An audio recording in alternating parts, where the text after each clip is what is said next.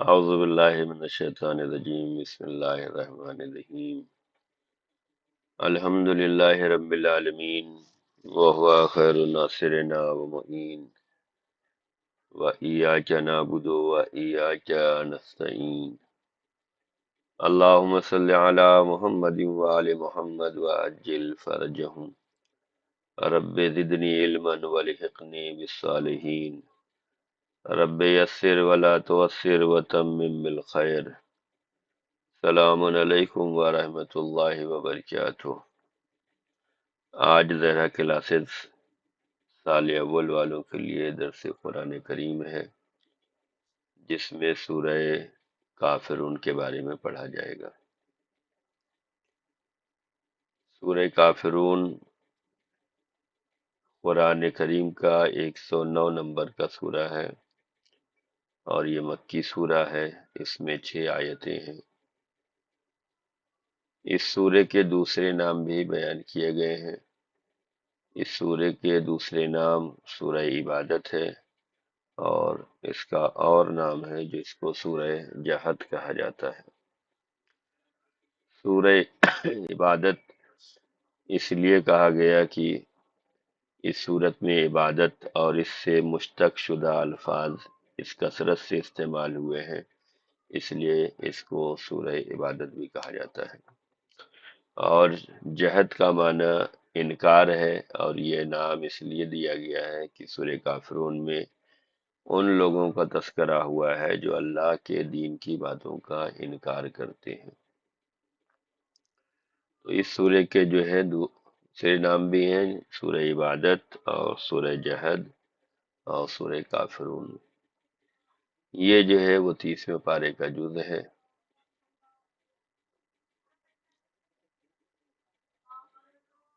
پہلا سوال یہاں پہ یہ ہوتا ہے کہ سورہ کافرون کے دوسرے نام بھی بیان کریں۔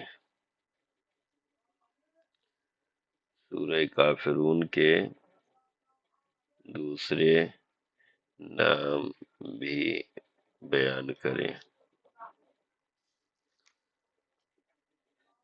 سورہ کافرون کا شان نزول کیا ہے؟ اس سورہ کی شان نزول کے بارے میں ملتا ہے کہ یہ سورہ چند بزرگان قریش مثلا حارث بن قیس سہمی، عاص بن وائل، ولید بن مغیرہ، امیہ بن خلف وغیرہ کی مذمت میں نازل ہوا ہے۔ یہ سورہ جو ہے سورہ کافرون ان لوگوں کے جن کے نام بیان کیے گئے ہیں، ان لوگوں کی مذمت میں نازل ہوا ہے۔ کیونکہ یہ وہ افراد تھے جنہوں نے نبی اللہ سے آ کر کہا تھا کہ اگر تم ہمارے دین کی پیروی کرو تو ہم بھی تمہارے دین کی پیروی کریں گے، یا کم از کم 1 سال تم ہمارے خداؤں کی پرستش کرو اور 1 سال ہم تمہارے خدا کی پرستش کریں گے۔ اس طرح ہم دونوں ایک دوسرے کے دین سے فائدہ اٹھا سکیں گے۔ جب نبی اللہ کو اس طرح کی پیشکش کی گئی تو آپ نے فرمایا کہ میں اپنے معبود برحق کے حکم کے بغیر کچھ نہیں کہہ سکتا۔ تب یہ سورہ نازل ہوا اور آپ نے سب کے سامنے اس سورہ کی تلاوت فرمائی۔ اس کے بعد تو سب کفار قریش نبی اللہ سے مایوس ہو گئے اور آپ کو مختلف قسم کی اذیت و آزار دینا شروع کر دیا۔ تو اس سورہ کی شان نزول میں یہ بیان کیا گیا ہے کہ حارث بن قیس سہمی، عاص بن وائل، ولید بن مغیرہ، امیہ بن خلف، ان لوگوں کی مذمت میں یہ سورہ نازل ہوا ہے۔ اور یہ وہ افراد تھے جو رسول اللہ صلی اللہ علیہ وسلم سے آ کر یہ کہتے تھے کہ اگر تم ہمارے دین کی پیروی کرو گے تو ہم تمہارے دین کی پیروی کریں گے، یا کم از کم 1 سال تم ہمارے خداؤں کی پرستش کرو اور 1 سال ہم تمہارے خدا کی پرستش کریں گے۔ اس طرح ہم دونوں ایک دوسرے کے دین سے فائدہ اٹھا سکیں گے۔ جب یہ پیشکش کی ہے ان لوگوں نے تو رسول اللہ صلی اللہ علیہ وسلم نے فرمایا کہ میں اپنے معبود برحق کے حکم کے بغیر کچھ نہیں کہہ سکتا۔ رسول جو کچھ بھی کہتے ہیں وہ وحی الہی کے مطابق کہتے ہیں۔ وما ينطق عن الهوى ان هو الا وحی یوحی، قرآن کریم میں یہ آیت کریمہ موجود ہے کہ رسول اللہ جو کچھ بھی کہتے ہیں وہی کہتے ہیں جو اللہ تعالیٰ نے وحی کے ذریعے سے حکم پہنچایا ہے۔ تو رسول اللہ نے بھی یہ فرمایا کہ ہم اللہ کے حکم کے بغیر کچھ نہیں کہہ سکتے، تمہاری پیشکش کو ہم قبول نہیں کر سکتے، جو کچھ اللہ تعالیٰ حکم دے گا وہ کریں گے۔ تب جا کر یہ سورہ نازل ہوا، اور آپ نے سب کے سامنے اس سورہ کی تلاوت فرمائی، اور اس کے بعد سب کفار قریش نبی اللہ سے مایوس ہو گئے کہ ہم انہیں جو آفر دے رہے ہیں، جو انہیں پیشکش کر رہے ہیں، یہ قبول نہیں کریں گے۔ اب تو آیت بھی نازل ہو گئی ہے، اب تو سورہ بھی نازل ہو گیا ہے، لہذا سورہ نازل ہونے سے پہلے پیشکش کی گئی کہ تم ہمارے خداؤں کو مانو، ہم تمہارے خدا کو مانیں گے، تم ہمارے خداؤں کی عبادت کرو، ہم تمہارے خدا کی عبادت کریں گے۔ ایک سال تم یہ کام کرو، ایک سال ہم یہ کام کریں گے، لیکن نبی اللہ نے کہا کہ ہم کچھ نہیں کریں گے۔ اور یہ سورہ آنے کے بعد نبی اللہ نے جو ہے ان کے سامنے اس سورہ کی تلاوت فرمائی۔ جب تلاوت فرمائی تو یہ سب کے سب جو ہے مایوس ہو گئے۔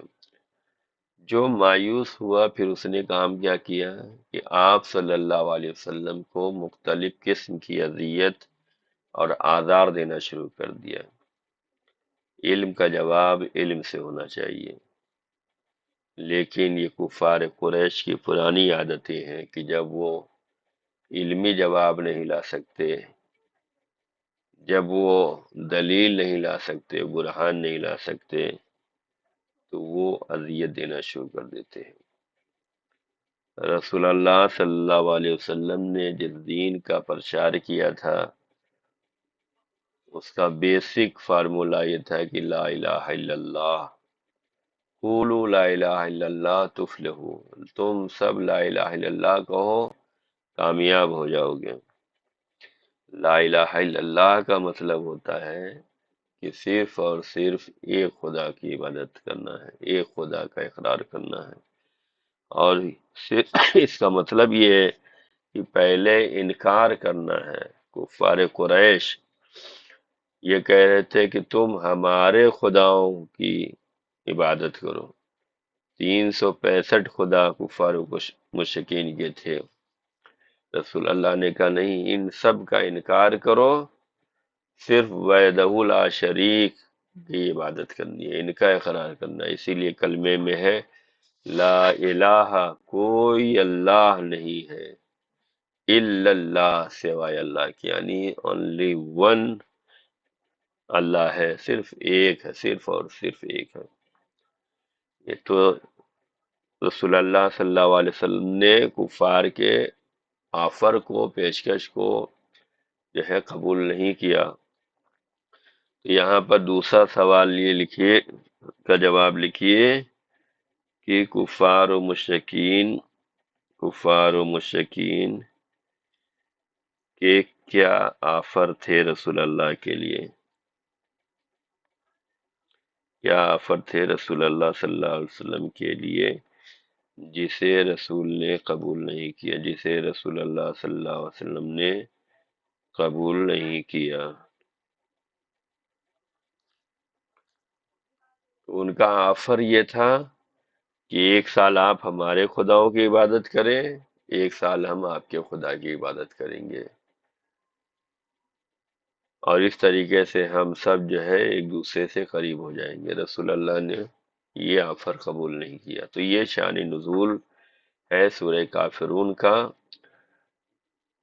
اب جو ہے سورہ کافرون میں کیا مضامین آئے ہیں، کیا بیان کیا گیا ہے، کس بارے میں کہا گیا ہے، اس کی جانب توجہ کرتے ہیں۔ اس سورہ کو سورہ کافرون اس لیے کہا جاتا ہے کہ یہ سورہ کافروں کے بارے میں نازل ہوا ہے۔ قل یا ایھا الکافرون، اے نبی کہہ دیجئے کہ اے کافروں، یہاں پر جو ہے کافروں کے لیے یہ نازل ہوا، اس لیے اس سورہ کا نام کافرون ہے۔ اس سورے میں اللہ تعالیٰ نے حضرت محمد رسول اللہ صلی اللہ علیہ وسلم کو یہ حکم دیتا ہے کہ آئین بت پرستی سے کھلے عام برات کرنے کا حکم دیتا ہے۔ ابھی جب آگے سورہ کافرون کا ترجمہ پڑھیں گے تو اس میں معلوم ہوگا کہ یہ بت پرستی کی دعوت دے رہے تھے، یہ عبادت کرو ہمارے خداؤں کی۔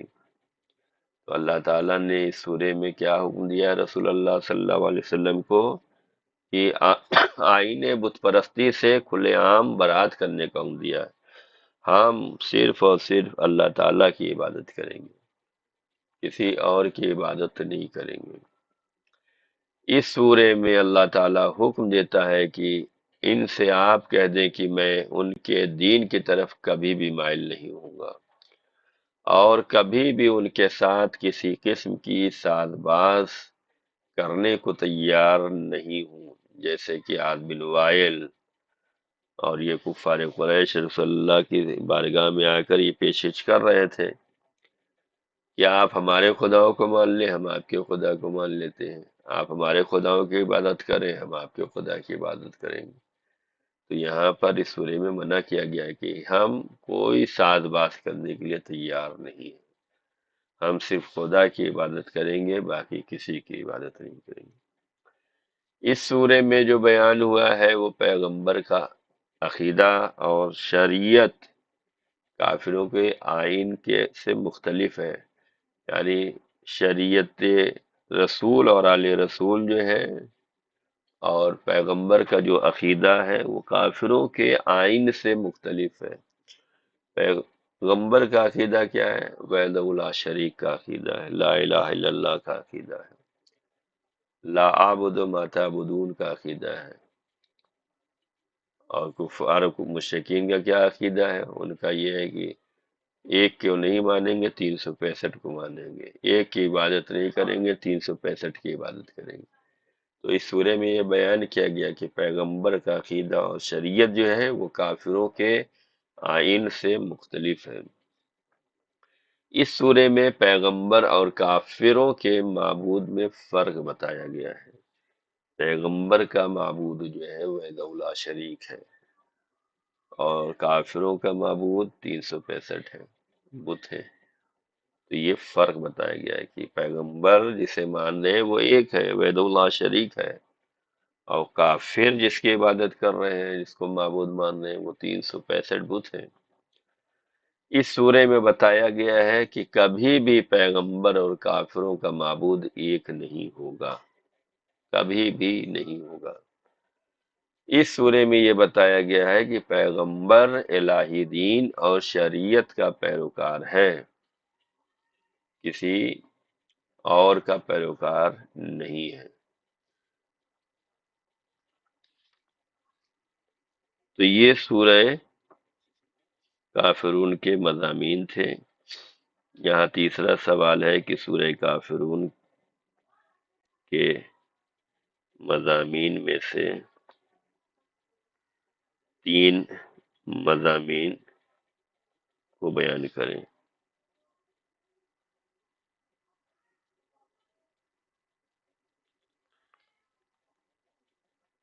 اب جو ہے سورہ کافرون کی فضیلت کیا ہے، اسے اگر ہم تلاوت کریں، اسے اگر ہم پڑھیں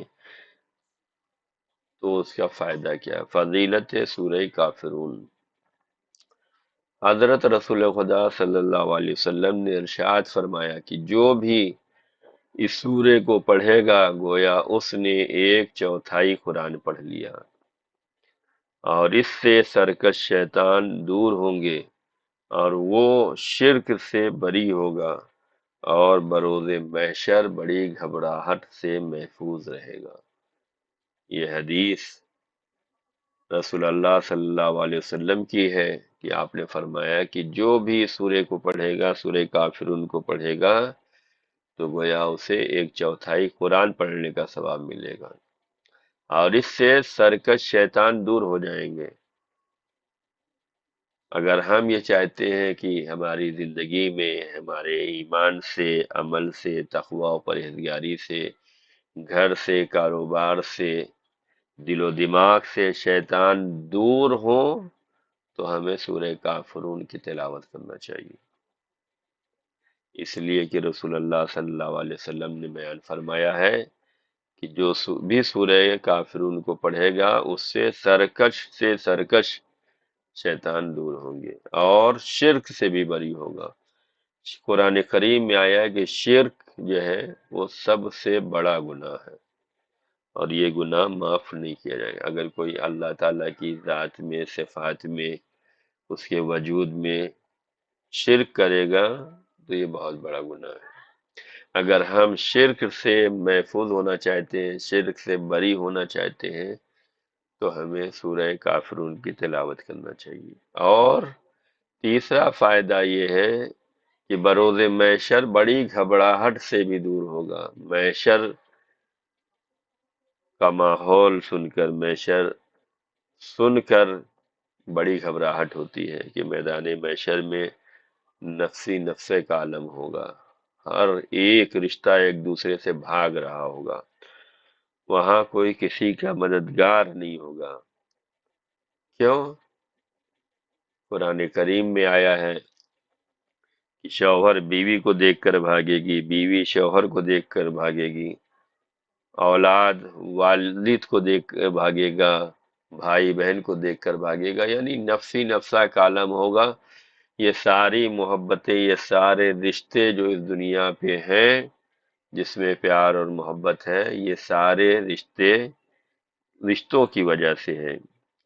باپ اگر اپنی اولاد سے محبت کرتا ہے، شوہر بیوی سے محبت کرتا ہے، بیوی شوہر سے محبت کرتی ہے، یہ اس دنیا میں ہے، لیکن محشر میں نفسی نفسہ کا عالم ہوگا، ہر ایک دوسرے کو دیکھ کر بھاگ رہا ہوگا، اور اس کی وجہ بیان کی گئی ہے۔ کیوں بھاگ رہے ہوں گے؟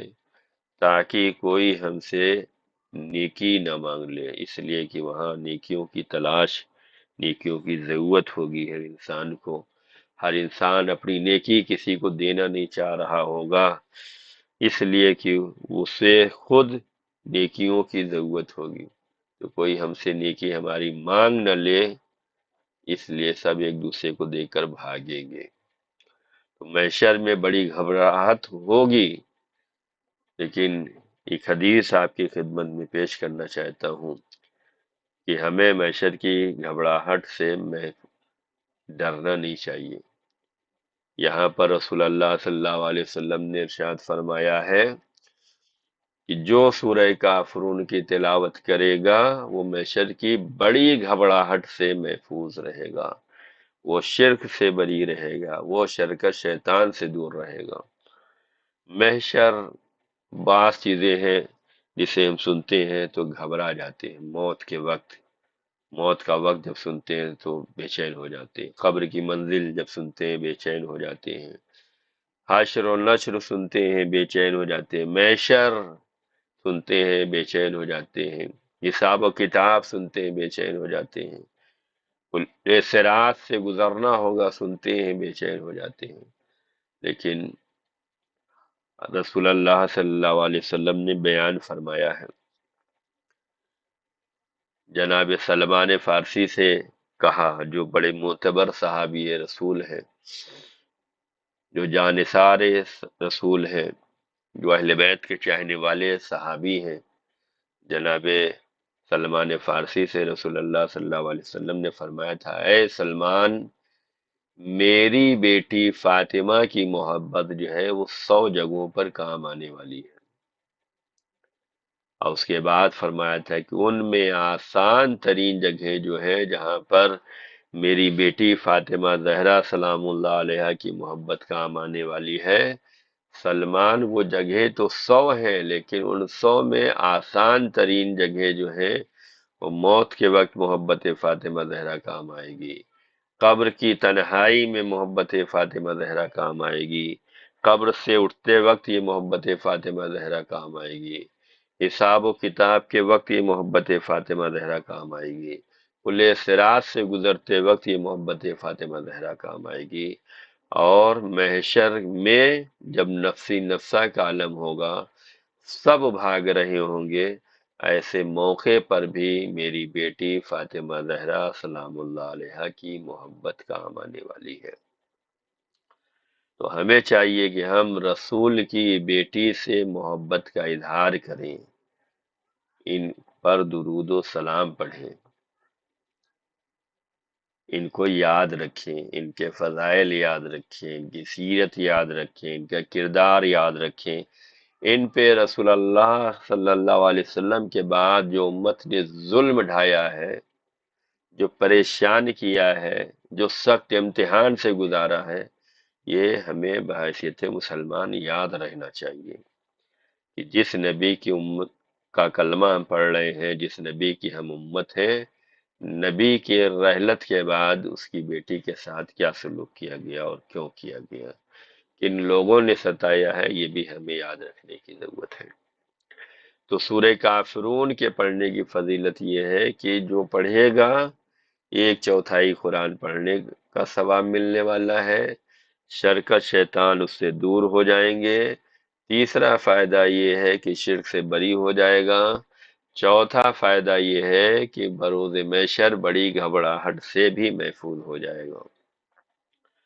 یہاں پہ اب دوسری حدیث بیان کی جاتی ہے، وہ بھی رسول اللہ صلی اللہ علیہ وسلم کی حدیث ہے کہ آپ نے ارشاد فرمایا، جو شخص سورہ کافرون کی تلاوت کرتا ہے تو وہ شیطانوں کی اذیتوں سے دور رہتا ہے اور روز قیامت کی سختیوں سے بھی محفوظ رہے گا، اور جو سوتے وقت اس سورہ کو پڑھتا ہے تو سوتے ہوئے اس کو کوئی اذیت نہیں پہنچتی ہے اور وہ امان میں رہے گا۔ لہذا اس سورہ کی اپنی اولادوں کو تعلیم دو، اور جو اس سورہ کو طلوع آفتاب کے وقت یعنی سن رائز کے وقت، صبح کے وقت اس سورہ کو پڑھے گا، 10 مرتبہ اس سورہ کو پڑھتا ہے تو اللہ تعالیٰ سے دعا کرتا ہے، تو اللہ تعالیٰ اس کی دعا کو مستجاب کرتا ہے جب تک وہ کسی گناہ میں ملوث نہ ہو۔ تو رسول اللہ صلی اللہ علیہ وسلم نے بیان فرمایا ہے کہ اس سورہ کو پڑھنے والا شیطان کی اذیتیں سے محفوظ رہتا ہے، اور اس سورہ کو آپ نے فرمایا ہے کہ سوتے وقت پڑھنا چاہیے۔ سوتے وقت ہمیں بہت سے اعمال بجا لانے کی ضرورت ہے۔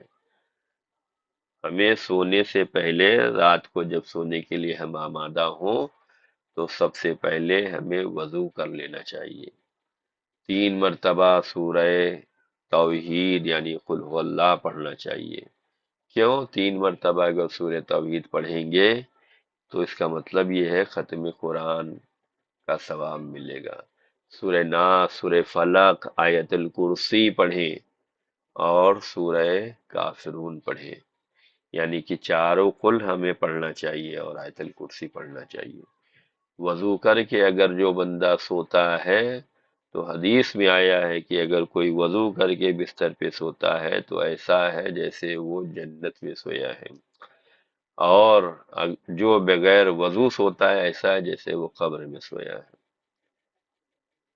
وضو کر کے سونے کا فائدہ یہ ہے، رسول اللہ صلی اللہ علیہ وسلم جو بھی تعلیم دیتے تھے اپنے صحابہ کرام کے درمیان اس کا امتحان بھی لیتے تھے۔ ایک مرتبہ رسول اللہ صلی اللہ علیہ وسلم نے اپنے صحابیوں سے پوچھا کہ تم میں کون ہے جو راتوں رات عبادت کرتا ہے، تم میں کون ہے جو ایک رات میں ختم قرآن کرتا ہے، تم میں کون ہے جو پورے مہینے روزہ رکھتا ہے؟ تو سب خاموش رہے کہ ہم رات کو تو سو جاتے ہیں، پوری رات عبادت نہیں کرتے، ہم ایک رات میں ختم قرآن تو نہیں کر پاتے، ہم پورے مہینے تو روزہ نہیں رہ پاتے۔ سب خاموش تھے۔ رسول اللہ نے سوال کیا اپنے صحابیوں کے درمیان، تو جناب سلمان فارسی نے کھڑے ہو کے کہا کہ یا رسول اللہ، میں ہوں جو رات کی پوری عبادت کا ثواب بھی میں لیتا ہوں، ایک رات میں ختم قرآن کرتا ہوں، پورے مہینے روزہ رکھتا ہوں۔ تو سب نے کہا یا رسول اللہ، یہ سلمان جھوٹ بول رہے ہیں، ہم نے ان کو کھاتے ہوئے دن میں دیکھا ہے، رات کو سوتے ہوئے دیکھا ہے، اور یہ ہم پہ فخر کرنا چاہتے ہیں۔ یہ فارس کا رہنے والا، یہ ایران کا رہنے والا ہم لوگوں پہ، ہم عربیوں پہ فخر کرنا چاہتا ہے؟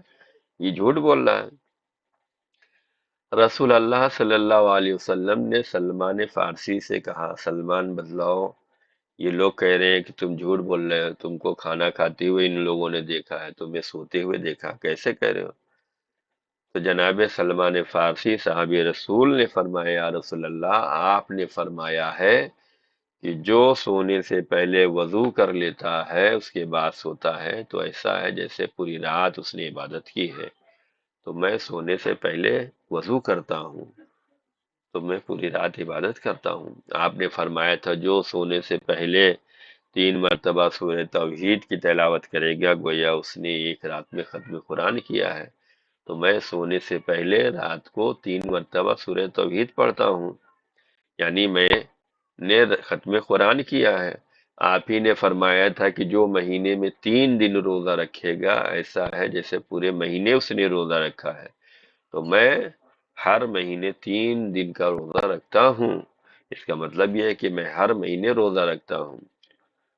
تو رسول اللہ صلی اللہ علیہ وسلم کی یہ تعلیمات ہے کہ سونے سے پہلے وضو کر لو، اور اس حدیث میں بھی بیان کیا ہے کہ سونے سے پہلے سورہ کافرون پڑھو۔ اس کا فائدہ یہ ہوگا کہ شیاطین تمہیں اذیت نہیں پہنچا سکیں گے، امان میں رہو گے۔ اور رسول اللہ صلی اللہ علیہ وسلم نے یہ بھی فرمایا کہ اپنی اولاد کو سورہ کافرون کی تعلیم دو، اور اس کے بعد فرمایا کہ جو سورہ کافرون کو طلوع آفتاب کے وقت 10 مرتبہ اس سورہ کو پڑھے گا، اللہ تعالیٰ اس کی دعا کو قبول کر لے گا۔ ہم اللہ تعالیٰ سے دعا مانگتے ہیں، بہت سے ایسے وقت بتائے گئے ہیں، بہت سے ایسے مقام بتائے گئے ہیں جس مقام پر جس وقت جو عمل کے ذریعے سے دعا قبول ہوتی ہے۔ ان میں سے ایک وقت یہ بیان کیا گیا جب سورج نکل رہا ہو اس وقت 10 مرتبہ سورہ کافرون پڑھو اور دعا کرو، اللہ قبول کرے گا۔ جس وقت اذان ہو رہی ہو اس وقت دعا کرو، اللہ قبول کرے گا۔ جب وقت نماز و نماز پڑھنے کے بعد دعا مانگو، اللہ دعا قبول کرے گا۔ جب اپنے والدین کے چہرے پہ نگاہ کرو، وہ خوشی محسوس کریں، اس وقت دعا مانگو، اللہ تعالیٰ دعا قبول کرے گا۔ قرآن کریم کی 100 آیتوں کو پڑھو، اس کے بعد دعا مانگو، اللہ تعالیٰ دعا کو قبول کرے گا۔ تو رسول اللہ صلی اللہ علیہ وسلم نے ساری تعلیمات دی ہے، ہمیں عمل کرنے کی ضرورت ہے، ہمیں اس پہ چلنے کی ضرورت ہے۔ تو یہاں پر چوتھا سوال یہ ہے،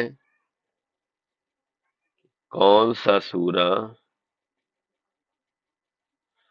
10 مرتبہ پڑھنے کے بعد دعا کی قبولیت کے لیے رسول اللہ صلی اللہ علیہ وسلم نے بیان کیا ہے، اسے بیان کریں، اسے بیان کریں اسے۔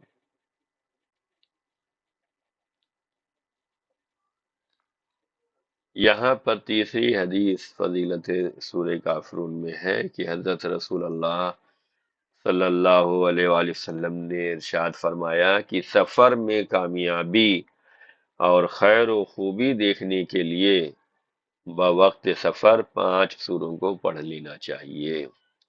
اگر ہم یہ چاہتے ہیں کہ ہم کہیں جا رہے ہیں، سفر کر رہے ہیں، اور یہ سفر ہمارا کامیاب ہو، اس میں خیر و برکت ہو، اچھائی اس میں ہمیں نصیب ہو، تو پیغمبر اکرم صلی اللہ علیہ وسلم نے بیان فرمایا ہے کہ سفر کرنے سے پہلے 5 سوروں کو پڑھ لینا چاہیے۔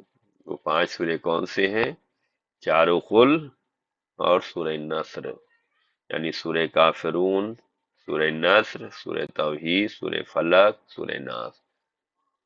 یہ 5 سوروں کو جو ہے ہمیں سفر شروع کرنے سے پہلے پڑھ لینا چاہیے۔ اس کا فائدہ یہ ہوگا کہ ہمیں سفر میں کامیابی ملے گی، ہمیں خیر و خوبی ملے گی، ہمیں جو ہے ہمارے سفر پر برکت اور پر رحمت ہوں گے اور سلامتی کے سفر ہوں گے۔ فضیلت سورہ کافرون میں یہ بھی ہے کہ حضرت امام جعفر صادق علیہ السلام نے ارشاد فرمایا کہ اس سورے کو ختم کرنے کے بعد 3 مرتبہ یہ کہنا چاہیے دینی اسلام، یعنی میرا دین جو ہے وہ اسلام ہے۔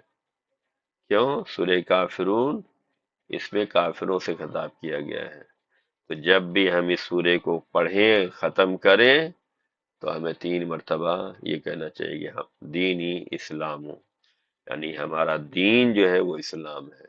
شکر کرنا چاہیے، الحمدللہ ہم دین اسلام پر پابند ہیں، ہم دین اسلام کے ماننے والے ہیں۔ ہمیں شکر کرنا چاہیے کہ ہم مسلمان ہیں، دین اسلام کے پیروکار ہیں۔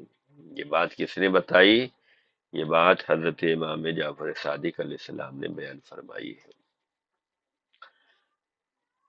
ایک حدیث میں آیا ہے کہ جو شخص فریضہ نماز میں سورہ کافرون اور سورہ اخلاص پڑھے تو اس کے اور اس کے والدین کے اور اس کی اولاد کے گناہ معاف ہو جاتے ہیں۔ اللہ اکبر! کتنا زیادہ ثواب ہے اس سورے کو پڑھنے کا۔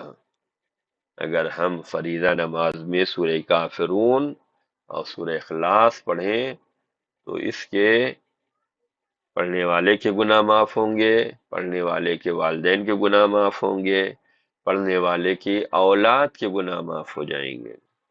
اور اس کے بعد حدیث میں آیا کہ اگر وہ شقی ہوگا تو اس کا نام دیوان اشقیاء سے کاٹ کر دیوان سعداء میں درج کیا جائے گا، سعید بندوں میں ان کا نام لکھا جائے گا۔ شقی سے نکال کر نام سعید بندوں میں لکھا جائے گا۔ اس کے بعد اس کی زندگی سعید ہوگی، اور مرے گا تو شہید مرے گا، اور بروز محشر شہید اٹھے گا۔ اگر ہم اپنی فریضہ نماز میں سورہ کافرون اور سورہ اخلاص پڑھتے ہیں تو اس کا فائدہ ہمیں بھی ملنے والا ہے، ہمارے والدین کو بھی ملنے والا ہے، ہماری اولاد کو بھی ملنے والا ہے۔ کیا فائدہ؟ کہ ہمارے والدین کے، ہماری اولاد کے گناہ اللہ تعالیٰ معاف کر دے گا۔ اور اگر خدا نخواستہ ہمارا نام شقی میں ہوگا تو دیوان اشقیاء سے نام کاٹ کر دیوان سعداء میں درج کیا جائے گا، اور اس کے بعد ہماری زندگی سعید ہوگی۔ اب مرے گا تو بھی شہید ہوگا، اور بروز محشر اٹھے گا تو بھی شہید ہوگا۔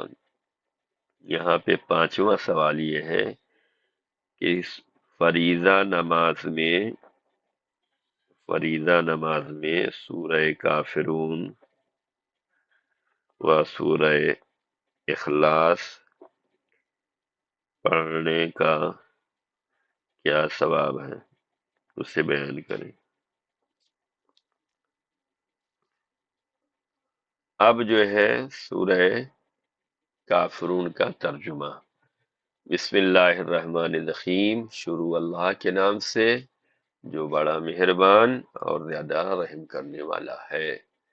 قل یا ایھا الکافرون، آپ کہہ دیجئے اے کافرو، لا اعبد ما تعبدون، میں ان خداؤں کی عبادت نہیں کر سکتا جن کی تم لوگ پوجا کرتے ہو، یعنی جن کی تم لوگ عبادت کرتے ہو میں اس کی عبادت نہیں کر سکتا۔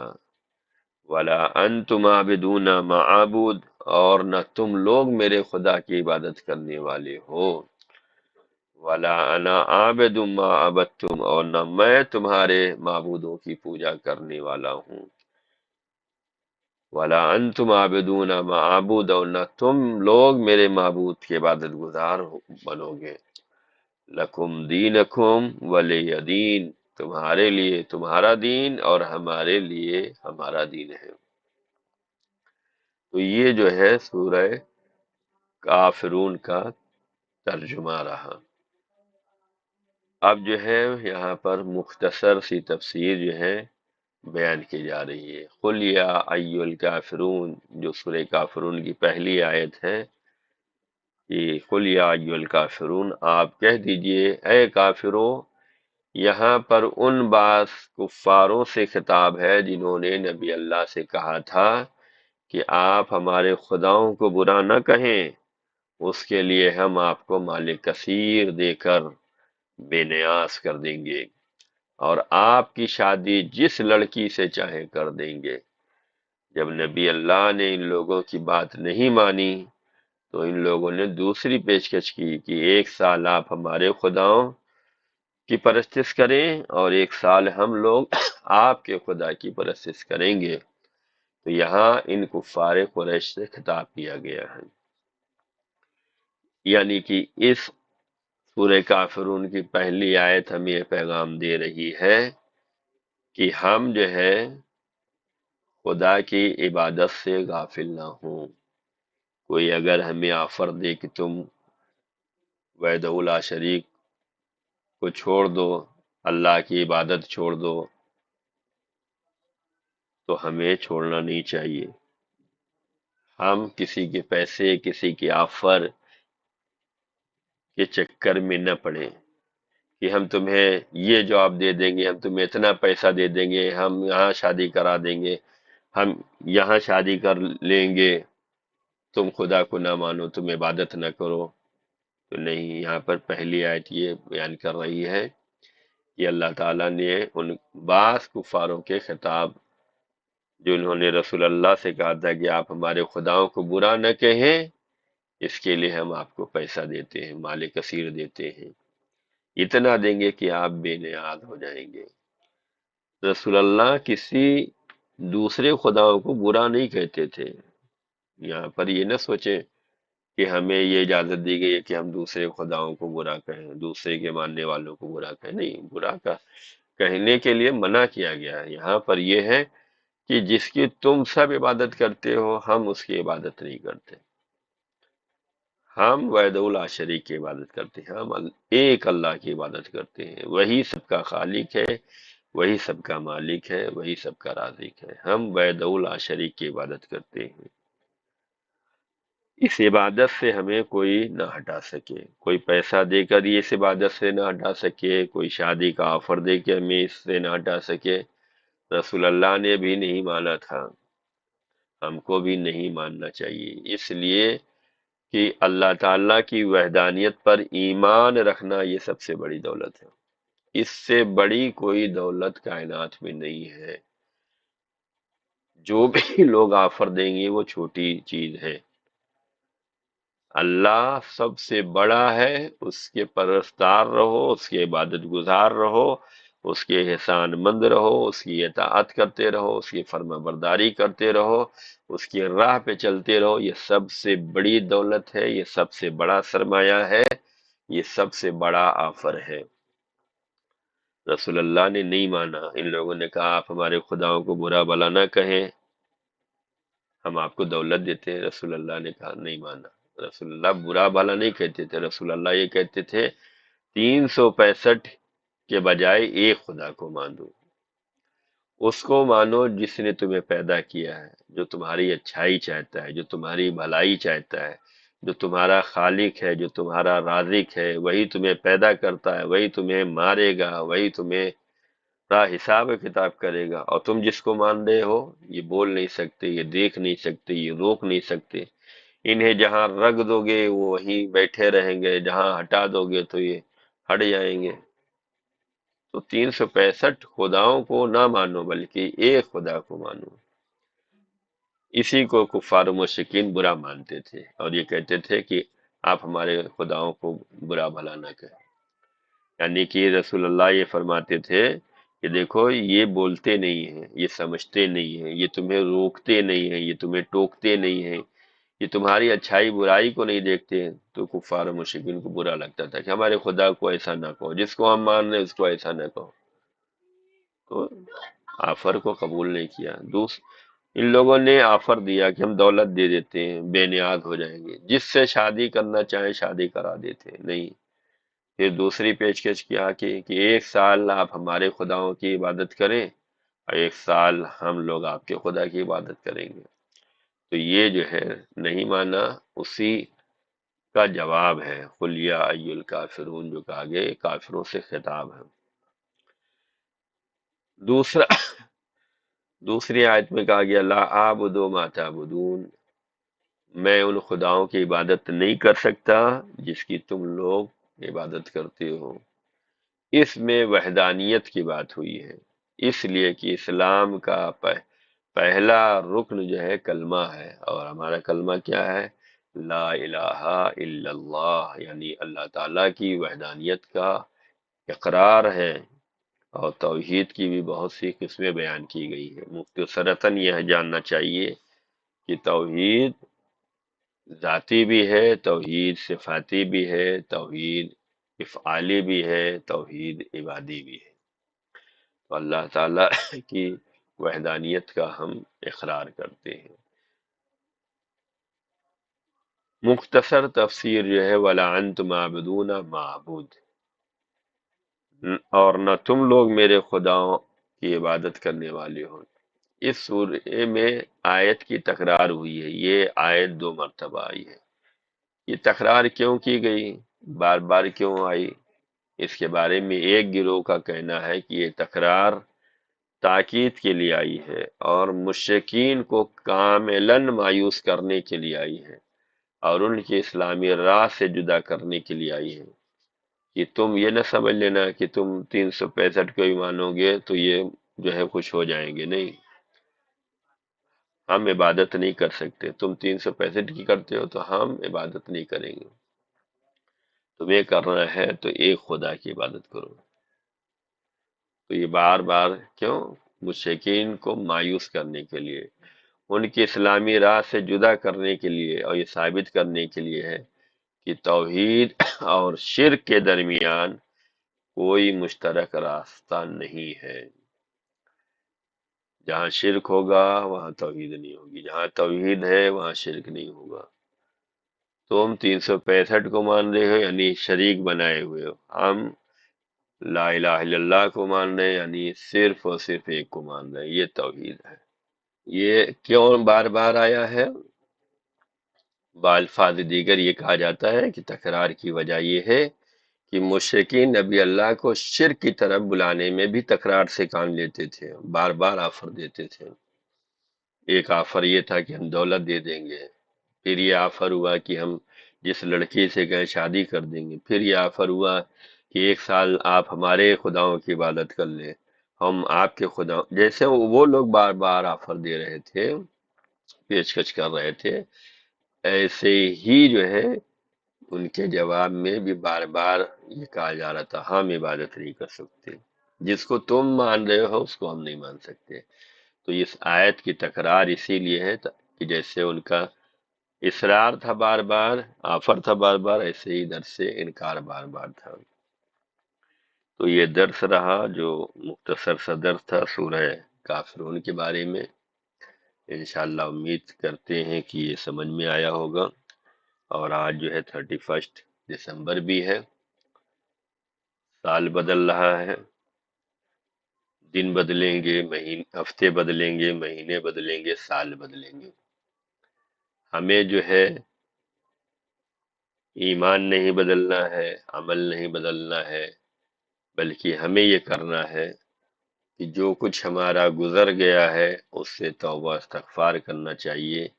اگر خدا نخواستہ غلطیاں زیادہ ہیں تو توبہ کریں، نیکیاں زیادہ ہیں تو شکر الہی بجا لائیں، اور نیا سال آ رہا ہے تو نیا جذبہ یہ دکھلائیں کہ ہم نماز کو وقت پہ پڑھیں، قرآن روزانہ پڑھیں، ترجمے کے ساتھ پڑھیں، اسلامی ماحول کو رائج کریں، اسلامی تعلیمات پہ چلیں، اور اسلام کے پابند رہیں۔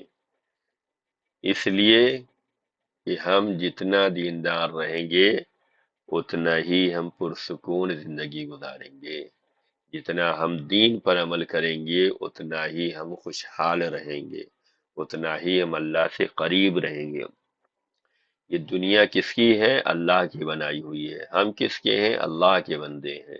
اگر ہم اللہ کے بندے ہیں، بندگی کرتے جائیں، وہ ہمیں خوشحال کرتا رہے گا، اللہ کی عبادت کرتے جائیں، وہ ہمیں سکون دیتا رہے گا، وہ ہماری زندگی میں برکت دیتا رہے گا۔ تو ہمیں یہ چاہیے کہ نئے سال میں ہم خرافات میں نہ پڑھیں، گناہوں میں نہ پڑھیں، شرک و کفر میں نہ پڑھیں، بلکہ عبادت خدا کا عہد کریں، اور دین پر پابندی کا عہد کریں، واجبات کی ادائیگی کا عہد کریں۔ انسان جب عہد کرتا ہے، پرومس کرتا ہے، تو اس کو مضبوطی کے ساتھ وعدے کو وفا بھی کرتا ہے۔ تو ہم لوگ جو ہے خوشیاں منائیں گے، اپنے انداز سے منائیں گے، ہم اس طریقے سے نئے سال کا استقبال کریں کہ اے اللہ، ہم یہ چاہتے ہیں کہ ہمیں حوصلہ دے کہ ہم دین پر پابند رہیں، واجبات کو وقت پہ ادا کرتے رہیں، ہم سے گناہ نہ ہونے پائے، ہم سے خطا نہ ہونے پائے، ہم دین پر ثابت قدم رہیں، دیندار رہیں، دین کی خدمت کرتے رہیں۔ تو ہمیں حوصلہ دینا، تو ہماری نگہبانی کرنا، تو ہمیں رزق دینا، تو ہمیں کسی کا محتاج نہ کرنا، یہ اللہ سے دعا کرنا چاہیے۔ انشاءاللہ یہ درس آپ تمام خواران کی سمجھ میں بہتر طریقے سے آیا ہوگا، اور اس کو کئی بار سنیں اور اس کی تکرار کریں۔ جو سوال کیے گئے ہیں اس کے جواب جو ہے لکھیں اور ہمارے ٹیلی گرام نمبر پر سینڈ کریں۔ خدا آپ سب کو سلامت رکھے۔ نئے سال کی مبارکبادی بھی پیش کرتا ہوں اور دعا کرتا ہوں کہ اللہ آپ سب کو کامیابی، عزت آبرو نصیب فرمائے، دیندار رہیں، دین کی خدمت کرتے رہیں۔ فقط والسلام علیکم ورحمۃ اللہ وبرکاتہ۔